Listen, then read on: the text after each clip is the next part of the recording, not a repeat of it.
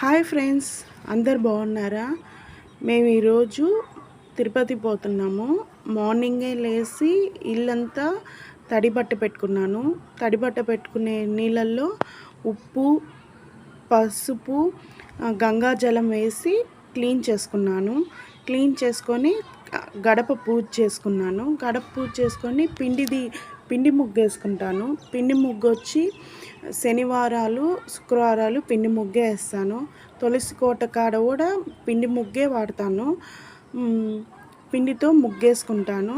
ఆ రోజు తులసి కోట కాడ పసుపు కుంకుమతో పూజించుకొని ముగ్గేసుకున్నాను. అట్టే రోలు కూడా నేను పూజించేసి ముగ్గేసాను. ఇంకా ఆ రోజు ఇంకా తిరుపతి పోతున్న వల్ల పిండి దీపం పెట్టుకున్నాను. పిండి దీపం వల్ల ఎన్నో లాభాలు మన ఇంట్లో ఉంటాయి. అంటే ఇంట్లో కలహాలు, ఆర్థిక ఇబ్బందులు, ఎప్పుడు చికాకులు అవన్నీ ఉన్నాయంటే మన ఇంట్లో అవన్నీ తొలగిపోతాయి. వెంకటేశ్వర స్వామికి ఎంతో ప్రీతికరమైనది పిండి దీపము. మనం నైవేద్యం పెట్టపోయినా పిండి దీపం పెడితే ఆయనకి అంత